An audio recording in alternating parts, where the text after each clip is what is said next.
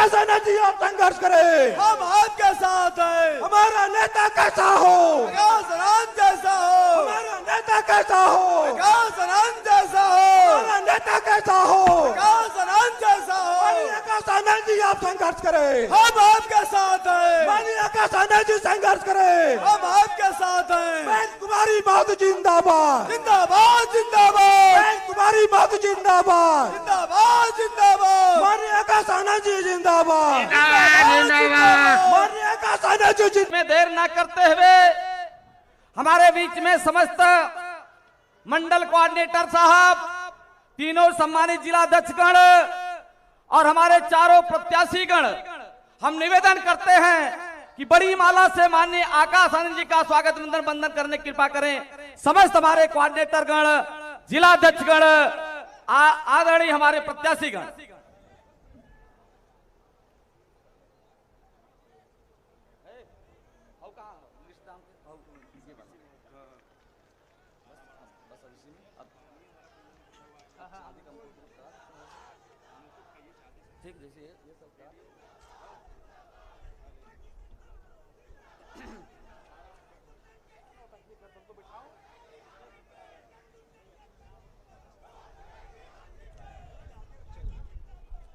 साथियों, अभी हमारे तमाम आजमगढ़ के मंडल के जिम्मेदार साथियों के द्वारा, चारों हमारे घोषित कैंडिडेट्स के द्वारा माननीय आकाश आनंद जी का स्वागत सम्मान बड़े माला से किया गया।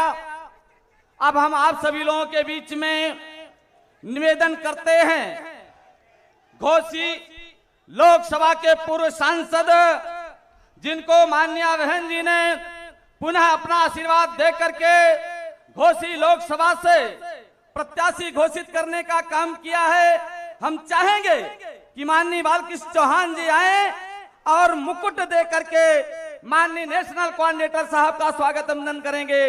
माननीय बालकृष्ण चौहान पूर्व सांसद जी।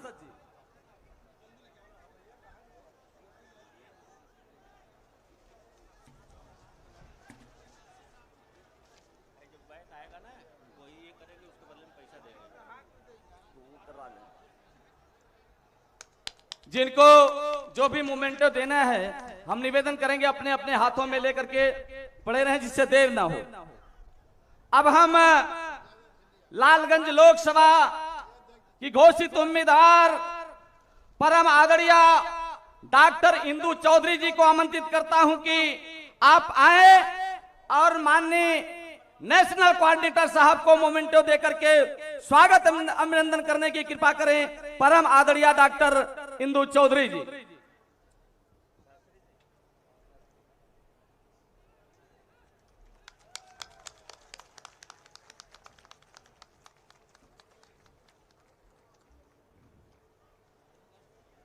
अब हम बहुजन समाज पार्टी के पूर्व में प्रदेश अध्यक्ष रहे, जिनको माननीय बहन जी ने सलेमपुर लोकसभा से उम्मीदवार घोषित करने का काम किया है, परम आदरणीय भीम राजभर जी से चाहेंगे कि आप आए और माननीय नेशनल कोऑर्डिनेटर साहब को हाथी चुनाव निशान भेंट करके सम्मानित करने की कृपा करें। आदरणीय भीम राजभर साहब।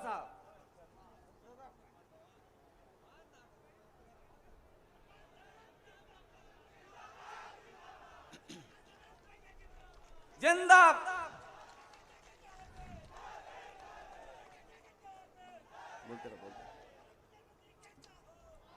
अब हम बलिया लोकसभा से घोषित उम्मीदवार आदरणीय लल्लन सिंह यादव जी से चाहेंगे कि आप आए और मुकुट दे करके माननीय नेशनल कोऑर्डिनेटर साहब को सम्मानित करने की कृपा करें। आदरणीय लल्लन सिंह यादव जी। हमारे बीच में 2022 में जिनको माननीय बहन जी ने मुहम्मदाबाद गोहना सुरक्षित सीट से उम्मीदवार बनाया था, परम आदरणीय धर्म सिंह गौतम जी हमारे बीच में मौजूद हैं। हम आपसे चाहेंगे कि आप आए और चुनाव निशान हाथी दे करके सम्मानित करने की कृपा करें। आदरणीय डॉक्टर धर्म सिंह गौतम जी।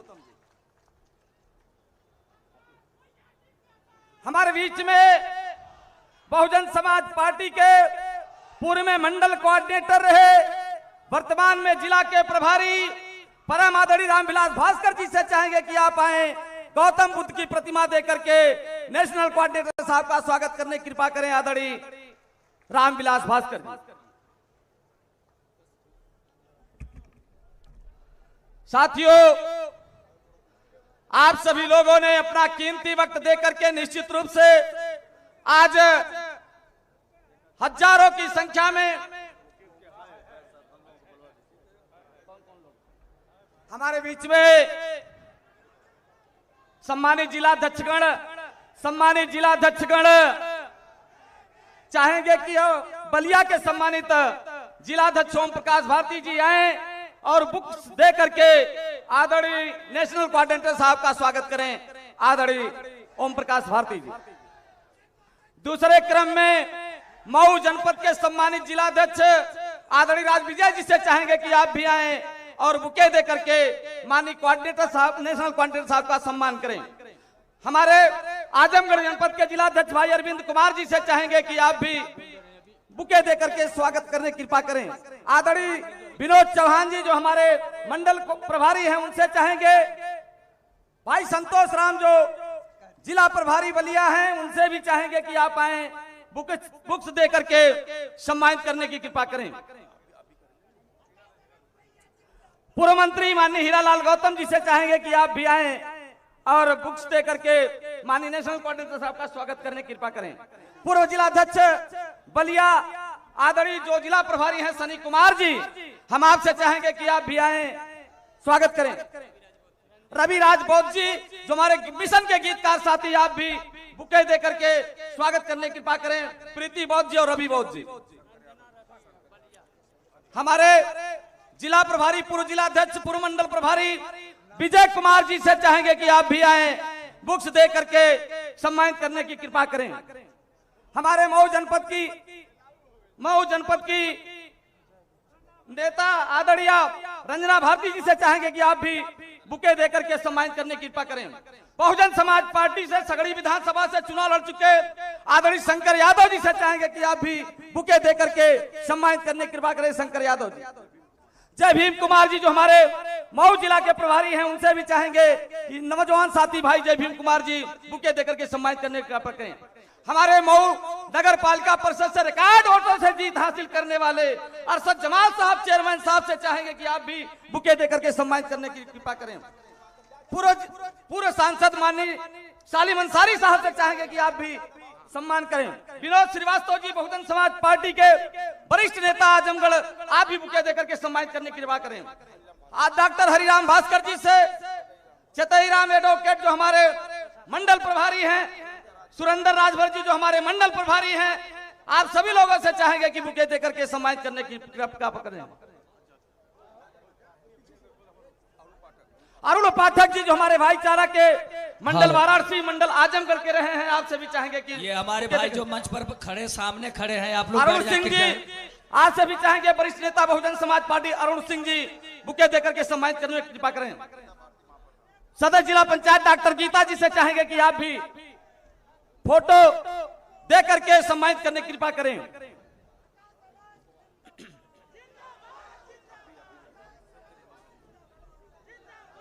सम्मानित साथियों, बहुजन समाज पार्टी के मुख्य सेक्टर प्रभारी कार्यक्रम का संचालन कर रहे बड़े भाई हरिचंद गौतम जी माननीय मुख्य अतिथि जी को बुके देकर भेंट करने का काम कर रहे हैं। सम्मानित साथियों, माननीय मुख्य अतिथि का सम्मान करने का काम कर रहे हैं माननीय हरिचंद गौतम जी। अरे पहले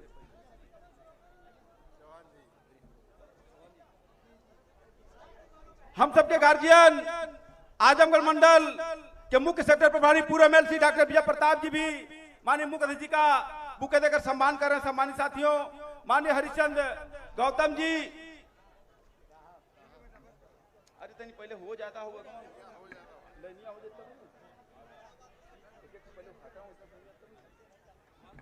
श्री राजकुमार जी हमारे पूरे जिला वाम से माननीय मुख्य अतिथि का बुके देकर सम्मान कर रहे हैं। बड़े भाई श्री सुभाष जी, सुभाष भारती जी से चाहेंगे, गरीबराव रसिया जी से चाहेंगे कि आप सभी लोग बुके देकर के सम्मानित करने की कृपा करें।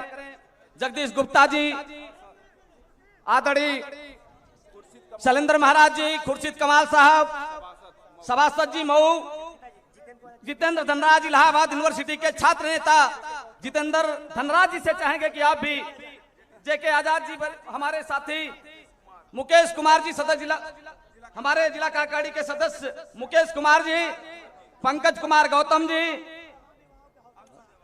अंशु देवा जी,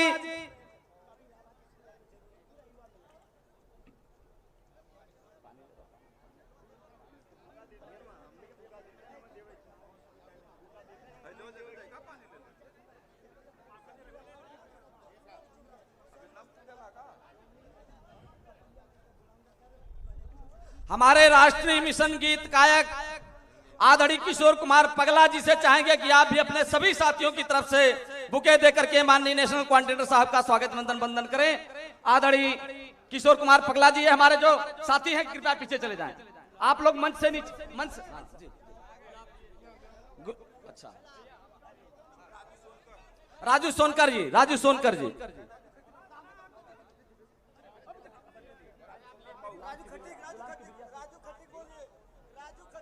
ओमकार शास्त्री जी जो हमारे मंडल प्रभारी, उनसे भी चाहेंगे कि आप आए बुके देकर के सम्मानित करें। राजू सोनकर जी मऊ के साथी राजू खटिक जी आए सम्मानित करें। गौरी शंकर आचार्य जी मंडल प्रभारी, डॉक्टर अमरनाथ बौद्ध जी, हीरालाल कौशलपुर जिलाध्यक्ष जी बलिया, आचार्य जी को बोल दिया।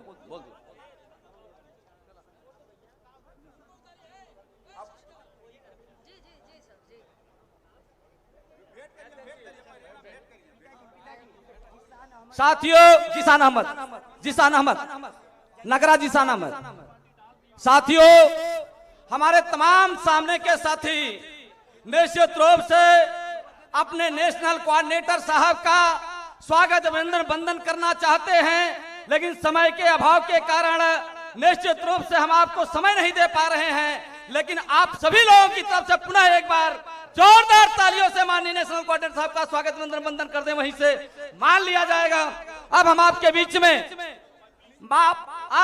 में हमारे नेशनल कोऑर्डिनेटर साहब अपनी बात रखे उससे पहले हमारे बीच में अंबेडकर नगर के साथी जिन्होंने बहुजन समाज पार्टी के मूवमेंट को अपने गीतों के माध्यम से आगे बढ़ाने का काम किया है, माननीय गुलाम किबिरिया जी को आमंत्रित करता हूं कृपया मंच पर आए और एक छोटी सी गीत से माननीय नेशनल कोऑर्डिनेटर साहब का स्वागत करें। आदरणीय गुलाम किबिरिया साहब।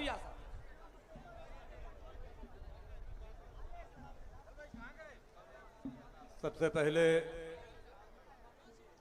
पूरी दुनिया को इंसानियत का पैगाम देने वाले तथागत गौतम बुद्ध जी, बाबा साहब डॉक्टर अंबेडकर, मरहूम कांशीराम साहब को खराज मोहब्बत पेश करते हुए आज की इस जनसभा के मुख्य मेहमान खुसूसी इज्जत माब आली जनाब आकाश आनंद जी जो कि राष्ट्रीय कोऑर्डिनेटर हैं, मैं अपनी तरफ से मंचासीन हजरात की तरफ से आप सारे सामईन की तरफ से उनका इस्तकबाल करता हूं, खैर मकदम करता हूं, मुबारकबाद देता हूं। क्योंकि सुनने के लिए आप माननीय नेशनल कोऑर्डिनेटर साहब को आए हैं तो मैं बीच में बाधा नहीं बनना चाहता, शुरू कर रहा हूं अपनी बात, 2-4 मिनट में खत्म कर दूंगा। फूल गगन बरसाए आकाश हैं आए, बहन जी को पीएम बनाए, बोलो संविधान जिंदाबाद, बोलो संविधान जिंदाबाद। फूल गगन बरसाए आकाश हैं आए, बहन जी को पीएम बनाए, बोलो संविधान जिंदाबाद, बोलो संविधान जिंदाबाद। और छात्रवृत्ति सड़क अस्पताल सब थे बराबर, सभी थे खुशहाल। छात्रवृत्ति, सड़क, अस्पताल, सब थे बराबर, सभी थे खुशहाल।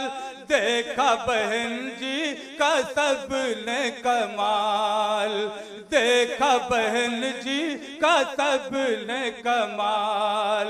सबको ये बात बताएं, मिशन को जगाएं, बहन जी को केंद्र में लाएं।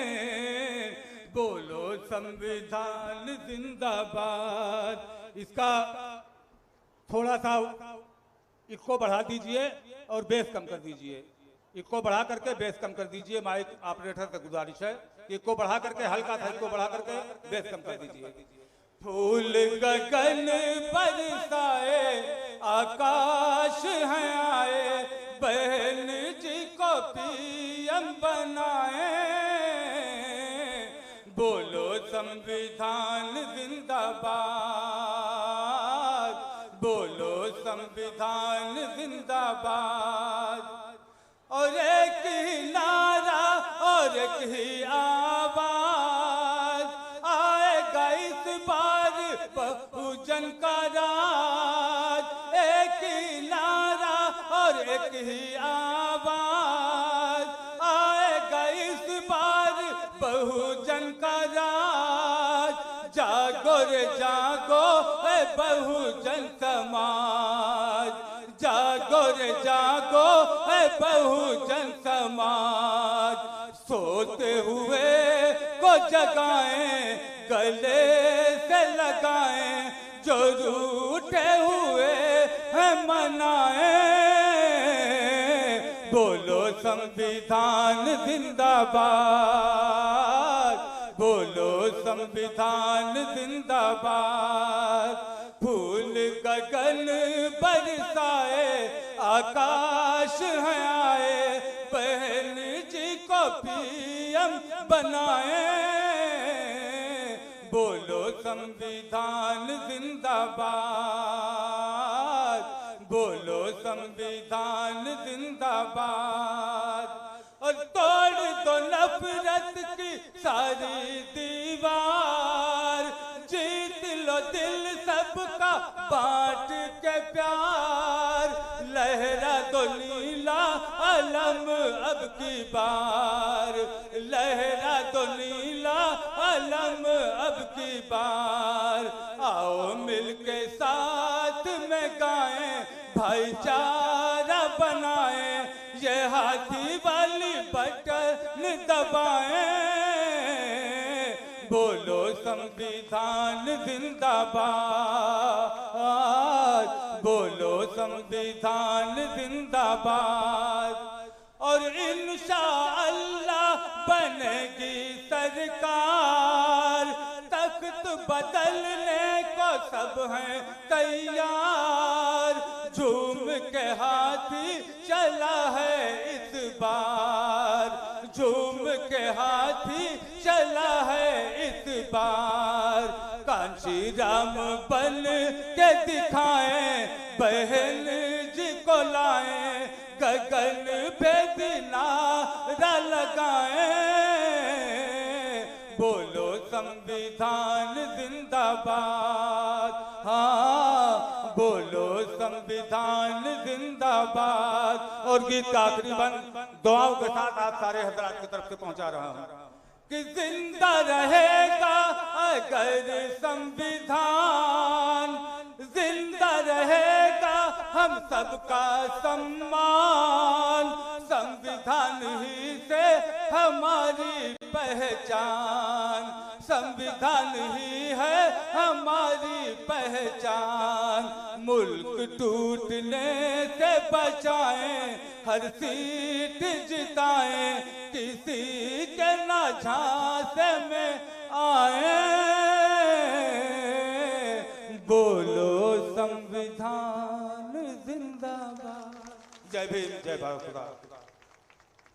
अभी आप लोगों ने गुलाम किबरिया साहब को गीतों के माध्यम से सुनने का काम किया।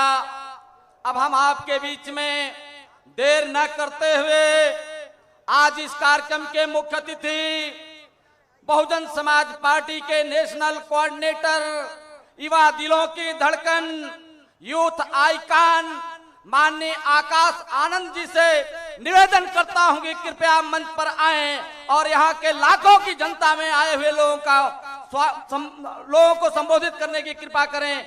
आदरणीय नेशनल कोऑर्डिनेटर साहब। बहुजन समाज पार्टी जिंदाबाद, जिंदाबाद, बहुजन समाज पार्टी जिंदाबाद, जिंदाबाद, जिंदाबाद, बहन कुमारी मायावती जी जिंदाबाद, जिंदाबाद, जिंदाबाद, बहन कुमारी मायावती जी जिंदाबाद, जिंदाबाद, जिंदाबाद, माननीय आकाश आनंद जी जिंदाबाद, जिंदाबाद, जिंदाबाद, माननीय आकाश आनंद जी जिंदाबाद, जिंदाबाद, जिंदाबाद। बहन जी आप संघर्ष करें, हम आपके साथ हैं, बहन जी आप आगे बढ़े, हम आपके साथ हैं, माननीय आकाश आनंद जी संघर्ष करें, हम आपके साथ हैं, माननीय आकाश आनंद जी आगे बढ़े, हम आपके साथ हैं। माननीय नेशनल कोऑर्डिनेटर साहब।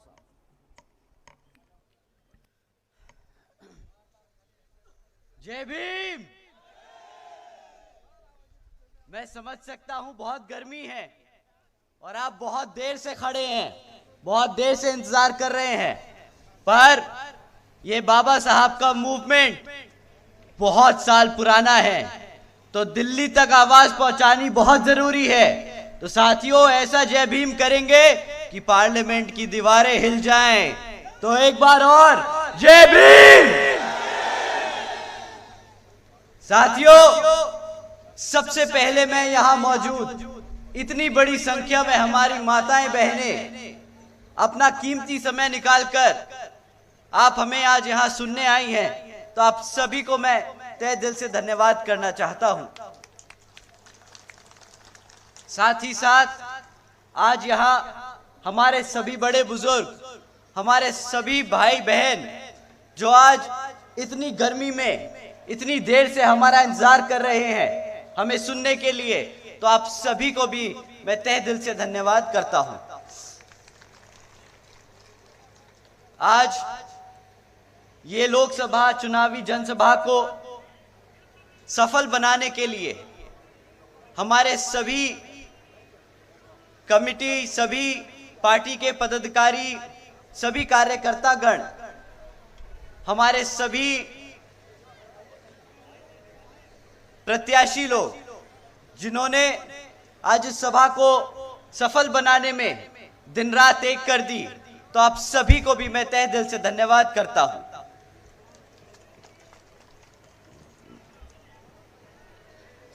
साथियों, आज मैं अपने सभी संतों, गुरुओं, महापुरुषों को भी, जिसमें खासकर महात्मा ज्योतिबा फूले, छत्रपति शाहूजी महाराज, नारायण गुरु, पेरियार रामास्वामी जी, बाबा साहब डॉक्टर भीमराव अंबेडकर जी एवं मान्यवर साहब श्री काशीराम जी को नमन करता हूं। साथियों, इस लोकसभा के संबंध में जरूरी बात आप लोगों के बीच में रखने से पहले मैं बहुजन समाज पार्टी की राष्ट्रीय अध्यक्ष व उत्तर प्रदेश की 4 बार मुख्यमंत्री व पूर्व सांसद आदरणीय बहन जी के नाम से लोकप्रिय आदरणीय बहन कुमारी मायावती जी को पूरे तहे दिल से आभार प्रकट करता हूं। साथियों, जिन्होंने अपनी पूरी जिंदगी बामसेफ, DS4 व BSP के जन्मदाता एवं संस्थापक मान्यवर साहब श्री काशीराम जी के बताए हुए रास्ते पर चलकर परम पूज्य बाबा साहब डॉक्टर भीमराव अंबेडकर जी के मानवतावादी व आत्मसम्मान एवं स्वाभिमान के मूवमेंट के कारवा को अपने आजीवन त्याग, तपस्या व कड़े संघर्ष के जरिए नई राजनीतिक ऊर्जा, शक्ति व पहचान दी है तथा उत्तर प्रदेश जैसे विशाल महत्वपूर्ण राज्य में 4 बार अपनी पार्टी BSP की नेतृत्व में सरकार बनाकर खासकर बहुजन समाज के लिए एक ऐसी मिसाल बन गई हैं जिससे प्रेरणा लेकर करोड़ों लोग आज यहाँ सामाजिक परिवर्तन व आर्थिक तरक्की के मिशनरी कार्य से जुड़ चुके हैं। इतना ही नहीं, बल्कि मैं खुद भी उनके इस नेतृत्व से प्रभावित होकर बीएसपी मूवमेंट से जुड़ा हूं और उनके पद चिन्हों पर चलकर उस मिशनरी दायित्व, कर्तव्य व फर्ज को पूरा करना चाहता हूं, जिनके लिए बहुजन समाज के मसीहा परम पूज्य बाबा साहब डॉक्टर भीमराव अंबेडकर जी ने आजीवन कड़ा संघर्ष करा है। साथियों, जैसा कि अब सब जानते हैं कि लोकसभा आम चुनाव चल रहे हैं और इन लोकसभा चुनावों में दुश्मन हमारे बीच में रहकर साम दाम दंड भेद का इस्तेमाल करके हमारी पार्टी को, हमारे कार्यकर्ता को अंदर से गुमराह व कमजोर करने की कोशिश करेगा। और साथियों, यही नहीं, दुश्मन आज की डेट में आज इतना काबिल नहीं कि आपको सामने से आकर आप पे वार करें। साथियों, दुश्मन आजकल बहरूपियों का रूप लेकर एक बहरूपिये की तरह एक कार्यकर्ता, एक प्रत्याशी, एक पदाधिकारी के रूप में आप लोगों को भटकाने का काम कर सकता है। इसका मतलब ये नहीं कि हर कार्यकर्ता कोई बहरूपिया या कोई दुश्मन है, या हर कोई पदाधिकारी या कोई हमारा प्रत्याशी दुश्मन है। पर साथियों, आपको इनको पहचानना बहुत जरूरी है, क्योंकि ये हमें अंदर से कमजोर करने का काम करते हैं। साथियों, अगर कोई भी आपको बीएसपी के अलावा किसी और पार्टी या किसी और नेता के बारे में बोले कि वो आपका हितैषी है, आपको उसको वोट डालना चाहिए, तो आप समझ जाइए कि आप एक बहरूपी यानी एक दुश्मन से बात कर रहे हैं। आप यहाँ पे सब बैठे हैं, यहाँ पे हमारे बड़े बुजुर्ग और माताएं हैं। आप लोग बखूबी जानते हैं कि बाबा साहब को भारत रत्न की उपाधि के लिए कितना संघर्ष करना पड़ा बहुजन समाज पार्टी को, और वो संघर्ष किसके नेतृत्व में हुआ, आप बताइए साथियों।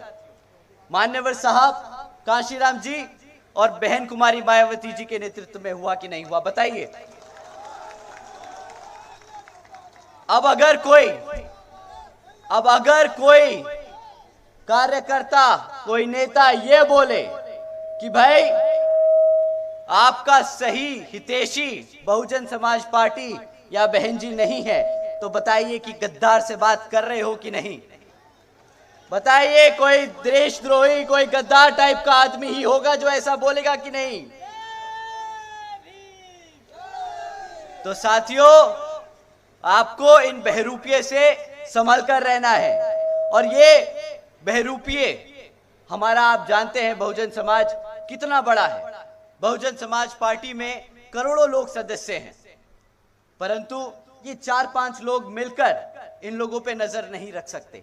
तो आप सबको अपने कान आंख खुले रखनी होगी और इन लोगों को पहचानना बहुत जरूरी होगा।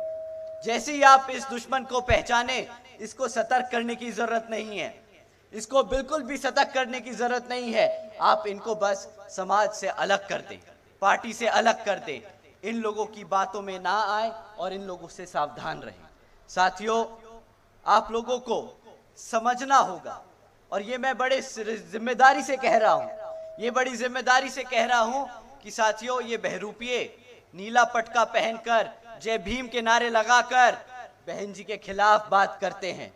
तो साथियों, अगर मैं आपसे ये लाइन कहूं, आने वाली 4 लाइनों के बाद अगर आप मेरी इन लाइनों से, इन बातों से सहमत करते हैं, तो जय भीम का नारा लगाएंगे। ठीक साथियों, जो बहन जी के खिलाफ है, वो मान्यवर साहब के खिलाफ है, वो बाबा साहब के खिलाफ है, वो आपके संविधान के खिलाफ है। बताइए कि सही है कि नहीं।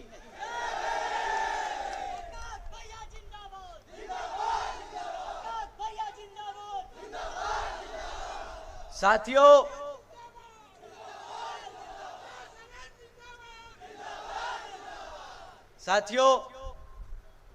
बहुजन समाज पार्टी सालों से यहां पर अपने कार्यकर्ता के तन बल और धन से चलती आई है। आप मानते हैं ना कि आपका दिया हुआ 10-10, 20-20, 100-100 रुपया चंदा इकट्ठा कर करके ये मूवमेंट चलाया गया है। परंतु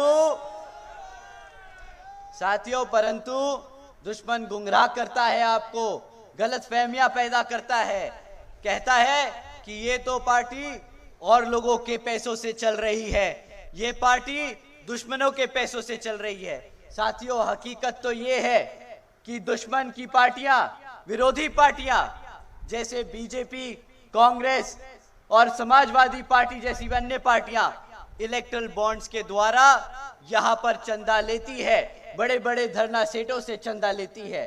परंतु इस इलेक्ट्रल बॉन्ड्स में आप जानते हैं किस एक राष्ट्रीय पार्टी का नाम नहीं था? आप तो ऐसे बोल रहे हो जैसे शर्म की बात है, गर्व की बात है कि नहीं, और ऐसे नाम लीजिए जैसे पूरे भारत को पता चल जाए कि ये पार्टी किसके बल पे चलती है।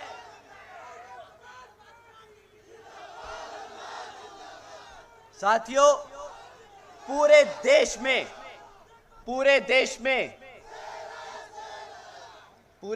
में एक लौती बहुजन समाज पार्टी ही है जिसने इलेक्टोरल बॉन्ड्स के द्वारा 1 रुपया किसी कॉर्पोरेट, किसी सत्ता में नहीं, किसी भी कॉर्पोरेट कंपनी से नहीं लिया।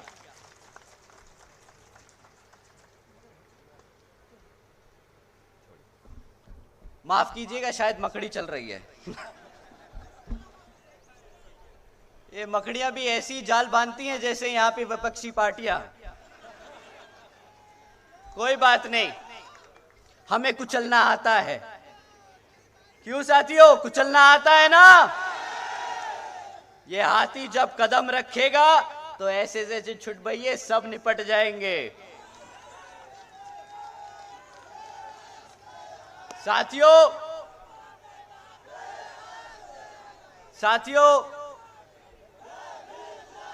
इस लोकसभा आम चुनाव में आप सब जानते हैं कि बहुजन समाज पार्टी की तरह ही विपक्षी पार्टियां आप लोगों के बीच में आकर आपसे वोट मांगने का काम करेंगी। हम आप लोगों को सिर्फ 3 मुद्दों पे लड़ने के लिए बोलेंगे। हम किसी जाति धर्म के ऊपर बात नहीं करेंगे, हम सिर्फ 3 मुद्दों पे बात करेंगे।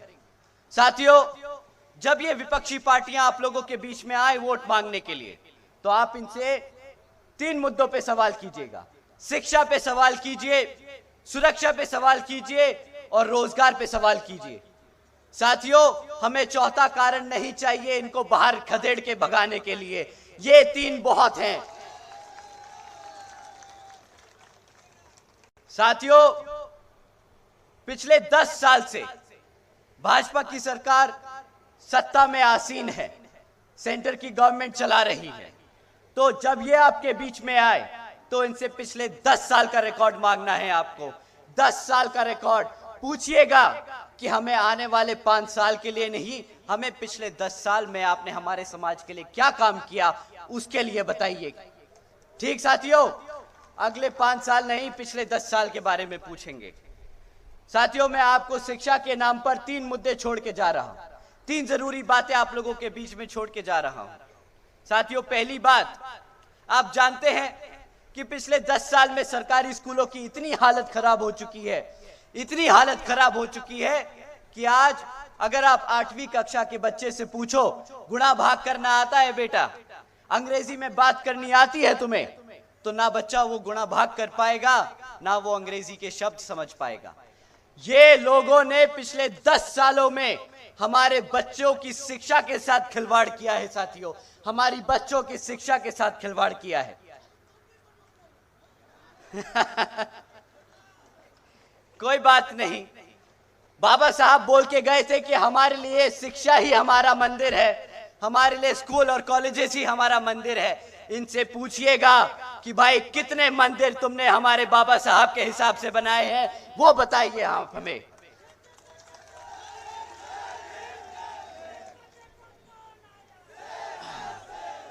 साथियों,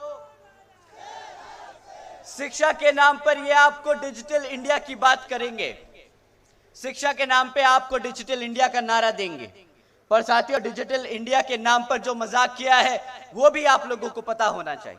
साथियों, आप जानते हो 65% सरकारी स्कूलों में आज एक कंप्यूटर की फैसिलिटी नहीं है, एक कंप्यूटर तक नहीं है इन स्कूलों में। कैसे हमारा बच्चा कंप्यूटर या टेक्नोलॉजी के बारे में जानेगा? ये हमारे बच्चों को स्टार्टिंग से ही, बचपन से ही ये इन्हें शिक्षा में कमजोर रखना चाहते हैं। आप जानते हैं क्यों? क्योंकि आप, जैसे कि आप जानते हैं कि अगर कोई बच्चा, कोई भी समाज को अगर आप तोड़ना चाहो, खत्म करना चाहो, तो उसको उसके इतिहास से दूर कर दो, उसको पढ़ाई लिखाई से दूर कर दो।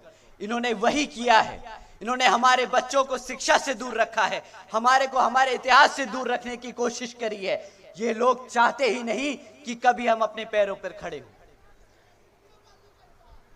स्कॉलरशिप के नाम पे मजाक किया। अरे भाई, स्कॉलरशिप के नाम पे कटोरा थमाया है आपको, कटोरा। साथियों, दूसरा, रोजगार की बात करते हैं। साथियों, रोजगार के नाम पर पिछले 10 सालों में इस भाजपा सरकार ने कितने काम किए, ये बहुत बड़े बड़े पोस्टरों में लिखाकर छपका देंगे, न्यूज़पेपर में बहुत बड़े बड़े ऐड देंगे कि मोदी जी की गारंटी है इस बारी। परंतु इस गारंटी का क्या हास्य है, वो हमारा युवा यहां बखूबी जानता है। साथियों, आज 30% पढ़ा लिखा युवा बेरोजगार घूम रहा है। 3 में से 1 युवा बेरोजगार है। अब आप बताइए साथियों, ये सच है कि नहीं? साथियों, जानते हैं कि ये बेरोजगारी का मतलब क्या है? ऐसा नहीं कि भारत में नौकरियां नहीं हैं, भारत में बखूबी बहुत नौकरियां हैं। जैसे कि सेंटर की केंद्र सरकार में 30 लाख से ज्यादा नौकरियां अभी खाली पड़ी हैं, 30 लाख से पद अभी खाली पड़े हैं। और अगर भाजपा के चलते हुए राज्यों में अगर आप उनके भी आंकड़े जोड़ लो तो 50 लाख से ज्यादा नौकरियां खाली पड़ी हैं, जहां पर ये चाहे तो कल ही भर्ती कर कर ये 50 लाख बच्चों को नौकरी देने का काम कर सकती है।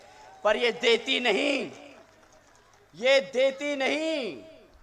साथियों, पकोड़ा तलने को कहती है, आता हूं उस पे भी आता हूं। साथियों, इनके चलते हुए पिछले 10 सालों में ये खबरें बहुत आम हो गई। मैं एक खबर सुना के दिखाता हूं। 17 लाख से ज्यादा युवकों ने 3500 नौकरियों के लिए अप्लाई किया। नौकरी कौन सी थी? पियोन की नौकरी थी। और अप्लाई करने वाले 17 लाख बच्चे कौन से थे? पीएचडी। पेपर लीक, आता हूं पेपर लीक पे भी आता हूं। इन 17 लाख बच्चों की क्वालिफिकेशन थी साथियों, पीएचडी स्कॉलर्स, ग्रेजुएट्स, मास्टर्स, पढ़े लिखे बच्चे। 17 लाख से ज्यादा बच्चे एक 3500 पियून की नौकरी के लिए अप्लाई कर रहे हैं। बताइए, इससे ज्यादा खराब हाल हो सकता है कि नहीं? और ये तो उत्तर प्रदेश की बात नहीं कर रहा मैं, ये 17 लाख बच्चे प्रधानमंत्री जी के अपने स्टेट गुजरात के हैं। अब जो अपने गुजरात में नौकरी नहीं दे पाए वो प्रधानमंत्री बन गए। अब प्रधानमंत्री बन के पूरे देश में बेरोजगारी फैलाने का काम कर रहे हैं। और अब जब जनता इनसे बेरोजगारी पे सवाल उठाती है तो सही कहा आपने, बोलते हैं कि भाई जो सड़क पे पकोड़े तल रहा है वो भी तो रोजगार है, दिया ना मैंने आपको रोजगार। अब बताइए, पकोड़ा तलना कोई रोजगार होता है क्या? नहीं होता। अच्छी बात है, अच्छी बात है, आप मानते हो पकोड़ा तलना रोजगार नहीं होता, क्योंकि कल ये आपके बच्चों को हाथ में कटोरा थमा के बोलते भीख मांग लो और ये भी रोजगार बन जाएगा। साथियों, ये लोग क्या करते हैं? पहले आपके बच्चों से आपकी शिक्षा छीनते हैं, फिर जो बच्चे किसी मेहनत करके पैसा खर्च के एक एजुकेशन शिक्षा हासिल कर लेते हैं तो उन्हें रोजगार देने से भागते हैं, रोजगार नहीं देते। जब आप सब अपनी आवाज उठाते हो, पेपर लीक होते हैं, तो क्या करते हो? आप आवाज उठाते हो, सड़कों पे उतरते हो। बताओ, उतरते हो कि नहीं? तो ये सरकार क्या करती है? क्या मारती है? लाठियां मारती है। साथियों, अगली बारी क्या करना है आपको? नहीं, लाठी नहीं मार सकते आप पुलिस कर्मियों को, सरकार को लाठी नहीं मार सकते, ये गलत है। क्या कर सकते हो? सरकार उखाड़ के फेंक दो, हाथी के सामने वाला बटन दबाओ।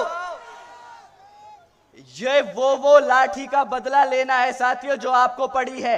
एक एक वोट वो लाठी की तरह इन्हें पड़नी चाहिए। हाथी के सामने वाला बटन दबाकर इन्हें एहसास होना चाहिए कि कितनी बड़ी गंदगी, कितनी ज्यादा गद्दारी की है इन्होंने हमारे युवा साथियों के साथ।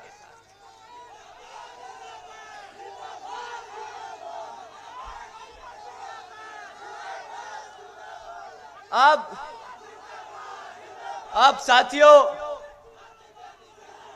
साथियों मैं अपनी माताओं बहनों से जरूरी बात करना चाहता हूं। अब ये बात मैं अपनी माताओं बहनों से पूछना चाहता हूं। हमारी सारी बड़ी बुजुर्ग हैं मौजूद आज यहां। मां, आप बताओ, ये लोग कहते हैं इन्होंने 80 करोड़ जनता को मुफ्त में राशन दिया है। इन्होंने आपको भी राशन दिया होगा, क्योंकि ये जानते हैं कि इन्होंने आपको रोजगार नहीं दिया, आपके घर में रोजगार नहीं दिया, इन्होंने आपको मुफ्त में राशन दिया। आप बताइए मां, आपने इनको इसलिए वोट डाला था कि आपको फ्री में राशन दे या अपने बच्चे को रोजगार दे? अगर आपने रोजगार के लिए वोट डाला था तो हाथ उठा दीजिए मां। बहुत बहुत शुक्रिया। मैं चाहूंगा कि ऐसी मां पूरे देश में दिखें, क्योंकि उन्हें अपने बच्चों को अपने पैरों पर खड़ा करने के लिए पढ़ाया लिखाया था, ना कि मुफ्त में भिखारी बनाने के लिए। ये लोग कहते हैं, मुफ्त में राशन देकर कहते हैं कि भाई तुमने मोदी का नमक खाया है। ये कहते हैं राशन के नाम पर कि तुमने मोदी का नमक खाया है, वोट तो देना पड़ेगा। साथियों, इनको पलट कर जवाब दीजिए कि मोदी का नमक नहीं, मैंने जो टैक्स जमा किया उसका तुम पैसा बांटते हो राशन के रूप में, तुमने कुछ नहीं दिया। गद्दारी की है, गद्दारी। साथियों,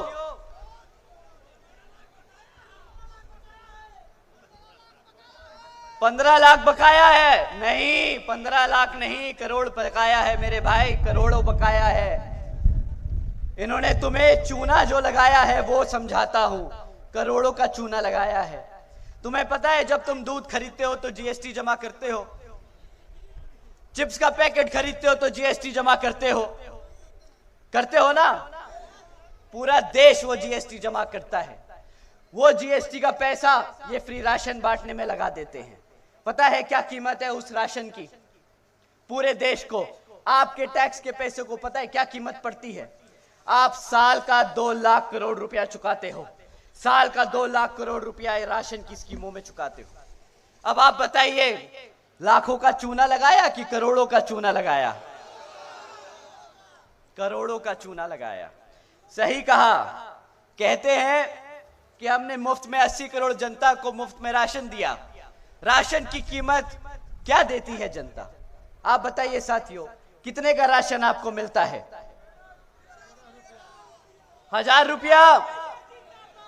साल का 12,000 रुपए से ज्यादा का राशन तो नहीं मिलता ना मां? नहीं। आपके बच्चे को अगर क्लास 4 की नौकरी देते ना ये लोग, तो 20,000 रुपया महीना कमाता वो। साल का 12,000 का राशन देके साल का 2.5 लाख का चूना लगाते हैं ये लोग, साल का 2.5 लाख का चूना लगाते हैं। साथियों, इन्होंने वादा किया था, उन्होंने वादा किया था सालाना 2 करोड़ नौकरी देंगे, पर 2 करोड़ नौकरी नहीं दे पाए, मुफ्त में राशन दे दिया। इन्होंने कहा था महंगाई कम कर देंगे, महंगाई के नाम पर क्या करा? आज पेट्रोल क्या दाम हो चुका है बताओ साथियों? 100 रुपए। अब दूसरा सवाल मैं अपनी मां से पूछना चाहता हूं। मां, गैस का सिलेंडर तुम्हारे घर में आता है, कितने का गैस सिलेंडर पड़ता है तुम्हें मां? 1200 रुपए का मां, 1200 रुपए। क्या बोलते हैं मोदी जी कि मैं अपनी माताओं बहनों का खास ध्यान रखता हूं, उन्हें मैं गैस सिलेंडर मुफ्त में दूंगा, सब्सिडी में दूंगा। हमारी माओ की तरफ से मैं आज एक सवाल पूछ लूं, आप इजाजत दो तो एक सवाल पूछ लूं। मोदी जी सब्सिडी नहीं मांगी थी, मुफ्त में राशन नहीं मांगा था, सस्ता गैस सिलेंडर नहीं मांगा था, अपने बच्चों को उनके पैरों पर खड़ा होने का सिर्फ एक मौका मांगा था, सिर्फ एक मौका। ये अब सब्सिडी देना शुरू कर रहे हैं साथियों। मां, ये आपको सब्सिडी देने की बात करेंगे।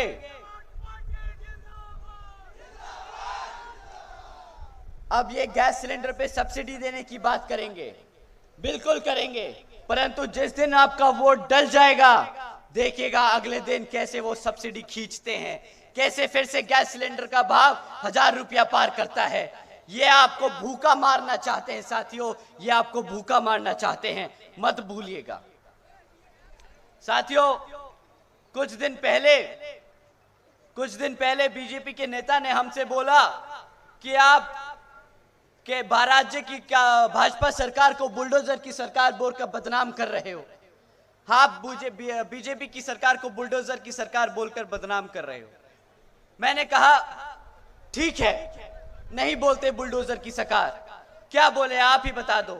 तो उन्होंने कहा कि यूपी में फैक्ट्रियां लग रही हैं, उद्योग आसमान छू रहा है, यहां पर उत्पादन आसमान छू रहा है। उन्होंने कहा कि तुम अपनी आंखें खोल के देखो तो पता चलेगा कि यूपी में कितना काम हुआ। तो साथियों, मैंने वही किया, मैंने आंखें खोल के देखी और बोला कि शायद बुलडोजर की सरकार नहीं है यहां पर जब आंखें खोली तो पता चला कि पिछले एक साल में, सिर्फ पिछले एक साल में 65,000 से ज्यादा हमारी बहन बेटियों पर अत्याचारों के केस दर्ज किए गए। अच्छा था बुलडोजर की सरकार। अब ये माताओं बहनों को सुरक्षा नहीं दे पा रहे, ये भी अब बोलना पड़ेगा। इन्होंने पिछले एक साल में 400 किसानों भाइयों की हत्या की है साथियों। 400 किसान भाइयों ने आत्महत्या करी इनकी गलत नीतियों की वजह से। ये भी आंखें खोली तो पता चला। उसके बाद और पढ़ाई लिखाई करी और लोगों से बात करी तो पता चला यूपी में 40% 5 साल से कम उम्र के बच्चे कुपोषण के शिकार हैं। बुलडोजर की सरकार अच्छी थी, ये तो हमारे बच्चों को ही भूखा मार रहे हैं। बच्चों के खिलाफ यौन शोषण के मामले यूपी में नंबर 1 पहुंच चुके हैं। हमारी बहन बेटियों के खिलाफ अत्याचार होने के केसेस पूरे देश में यूपी नंबर 1 पर पहुंच चुका है। हत्या के मामले में यूपी नंबर 1 पर है पूरे देश में। साथियों, हमारे आदरणीय नेताजी, आप जिस उत्तर प्रदेश से जिस उत्तर प्रदेश के वाराणसी से सांसद हैं, वो प्रदेश भारत का किडनैपिंग कैपिटल बन चुका है। तो ठीक है, आज के बाद से हम प्रदेश को बुलडोजर की सरकार नहीं बोलेंगे। आज के बाद भाजपा की सरकार बुलडोजर की सरकार नहीं है। आप लोगों की सरकार जनता को गुमराह करने वाली सरकार बन चुकी है।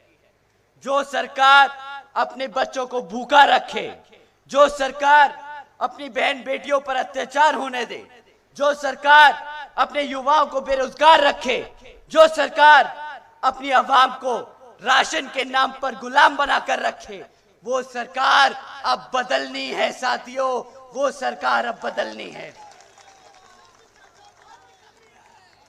क्या सरकार, क्या जो सरकार, वो सरकार, जो सरकार, वो सरकार।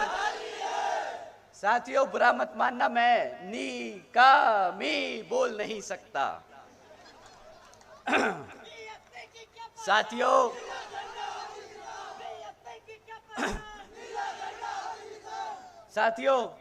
भाजपा पे बहुत समय खर्च दिया, ये मेरी जिंदगी का समय वापस नहीं आएगा। आप भी मत खर्चिएगा, अगली बारी वोट अपने हाथी पर ही दबाना। साथियों, इनकी तरह समाजवादी पार्टी के लोग भी आप लोगों के बीच में आएंगे। इनकी तरह समाजवादी पार्टी के लोग भी आपके बीच में आएंगे, परंतु इस बारी इनकी बातों में मत आइएगा। साथियों, जिस समाज ने इनको एक तरफा वोट डाला, पिछले विधानसभा चुनाव में जिस समाज ने इनको एक तरफा वोट डाला, पिछले 2.5 सालों में उस समाज पर इतना अत्याचार हुआ है और इनके मुंह से एक चू नहीं निकली है। बताइए साथियों, सही है कि गलत?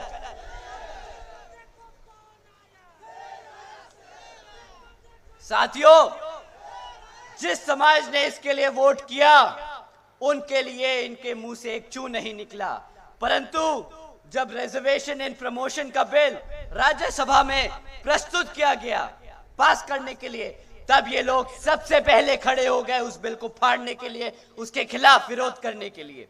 साथियों, ये लोग आपके समाज के खिलाफ हैं। ये खाली बहुजन समाज नहीं, अति पिछड़े समाज के खिलाफ है। साथियों, इनसे बड़ा देशद्रोही गद्दार कोई नहीं। साथियों, इन्हीं की तरह हाथ वाले लोग भी आएंगे।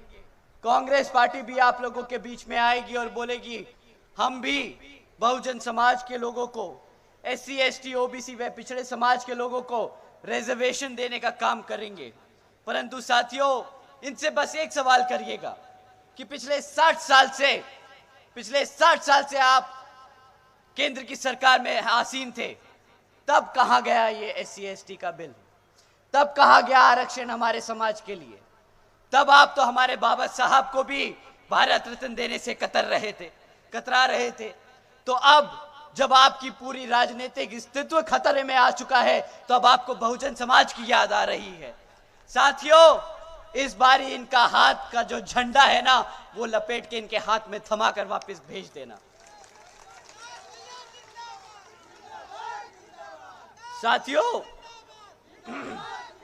साथियों, इन लोगों पे बहुत समय जाया कर लिया। हम आपको बहन जी के मॉडल ऑफ गवर्नेंस के बारे में बताना चाहते हैं। जिन नीतियों पे बहन जी ने 2007 से 12 तक की सरकार चलाई थी, जिन नीतियों के तहत चलकर यहाँ पे सर्व समाज में से सभी गरीब, बड़े, बुजुर्ग, सबके लिए जो काम किया, बहन जी उन्हीं नीतियों के आधार पर आगे चलकर पूरे देश में सर्व समाज की सेवा करेंगी। साथियों, आप जानते होंगे कि बहन जी ने महामाया गरीब बालिका आशीर्वाद योजना चलाई थी। साथियों, इस योजना के तहत बहन जी ने हर एक गरीब बच्ची को पैदा होते वक्त ही 1 लाख रुपए सीधा उसके खाते में देने का काम किया था। साथियों, देश में पहली बार गरीब के घर में 1 लखपति लड़की पैदा हुई थी, वो भी बहन जी के शासनकाल में। साथियों, इसी क्रम में बहन जी ने सावित्रीबाई फुले बालिका आशीर्वाद योजना चलाई थी, जिसके तहत बहन जी ने 12वीं तक की शिक्षा अपनी बच्चियों के लिए फ्री करी थी, क्योंकि बहन जी बाबा साहब की कही बात को बहुत अच्छे से समझती है और मानती हैं। बाबा साहब कहते थे कि शिक्षा वो शेरनी का दूध है, जो पिएगा वो दहाड़ेगा। बहन जी ने इस योजना के तहत अपने प्रदेश की हर एक बच्ची को शेरनी बनाने का काम किया। साथियों, शेरनी बनाने का काम किया।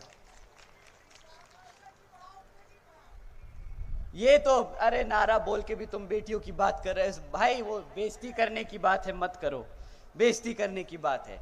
अगर बेटियों को बढ़ाना है तो मुफ्त में शिक्षा दे के दिखाओ। अगर बेटियों को पढ़ाना है, बढ़ाना है, तो उनको IAS ऑफिसर, IPS ऑफिसर बनाओ, उनको आरक्षण अलग से दो, उनके लिए सुविधा दो। कितनी बात करती है ये सरकार अपनी बहन बेटियों की, कितनी बात करती है। कांग्रेस की सरकार चल रही है और राज्यों में कितने रेप के केस सामने आते हैं हर रोज, कितने केस आते हैं बलात्कार के सामने रोज। भाजपा की सरकार चल रही है, कितने रेप के केस पकड़े गए। कहीं पे भी नहीं बेटी को बचाया जा रहा, कहीं पे भी बेटी को नहीं बचाया जा रहा। साथियों, एक बहन जी ही है जो अपनी बेटियों का दर्द समझ सकती हैं। साथियों, समय आ गया है वापस उनको प्रधानमंत्री बनाने का। साथियों, बहन जी ने महामाया आवास योजना के तहत हमारे सभी SC ST OBC आदिवासी समाज के लोगों के लिए अपना खुद का घर देने का काम किया। साथियों, जानते हैं 3.5 लाख परिवारों को अपना खुद का घर मिला इस योजना के तहत। साथियों, यही नहीं बल्कि हमारे युवा साथियों को जानकर अच्छा लगेगा कि बहन जी ने अपने शासनकाल में 90,000 से ज्यादा अधिक सफाई कर्मचारियों को नौकरी दी थी, 1 लाख से अधिक शिक्षकों को नौकरी दी थी, 2 लाख से अधिक पुलिस फोर्स में जवानों को भर्ती किया था और 6 लाख से अधिक अपर कास्ट समाज में से सभी जरूरतमंद लोगों को सरकारी नौकरी देने का काम किया था। साथियों, बहन जी का मॉडल अपनी बच्चियों को मुफ्त में शिक्षा, हमारे गरीब भाइयों को रोजगार, बेरोजगार युवाओं को रोजगार, गरीब परिवारों को छत देने का काम है। हमने आपसे शुरुआत में बोला था कि 3 मुद्दों पे सवाल करेंगे, रोजगार, शिक्षा और सुरक्षा। सुरक्षा पे ये लोग फेल, शिक्षा पे ये लोग फेल, रोजगार पे ये लोग फेल। परंतु बहन जी की सरकार में शिक्षा भी मिली, रोजगार भी मिला और सुरक्षा के लिए मुझे बोलने की जरूरत नहीं है। बहन जी लॉ एंड ऑर्डर पूरे देश में नहीं, पूरी दुनिया में लोग जानते हैं उसके बारे में। साथियों, आप लोगों का और समय ना लेते हुए मैं आप लोगों से बहन जी के द्वारा ये खास अपील करता हूं कि इस लोकसभा आम चुनाव में हमारे प्रत्याशी, हमारे 3-4 प्रत्याशी डॉक्टर इंदु चौधरी जी,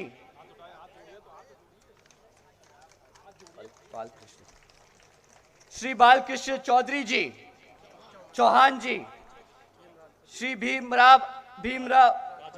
राजभर जी और श्री लल्लन सिंह यादव जी, आप सबको इनको हाथी के सामने वाला बटन दबाकर यहां पर सत्ता में आसीन कराना बहुत जरूरी है। साथियों, इनको इनके सामने हाथी के सामने वाला बटन दबाकर इनको विजय बनाकर पार्लियामेंट में भेजने का काम करें और बहन जी को प्रधानमंत्री बनाने का काम करें। आप लोगों से ये पुरजोर अपील है। साथियों, अपनी बात यहां समाप्त करने से पहले एक बार फिर से मैं अपने सभी माताओं बहनों का, हमारे बड़े बुजुर्गों का, हमारे सभी युवा साथियों का, हमारे सभी बीवीएफ के जवान जाबाज साथियों का और हमारे सभी कार्यकर्ता और पदाधिकारियों के साथ साथ हमारे सभी प्रत्याशियों का एक बार तहे दिल से धन्यवाद करता हूं। आप सभी को आने वाले लोकसभा आम चुनाव के लिए बहुत बहुत शुभकामनाएं। जय भीम, जय भारत।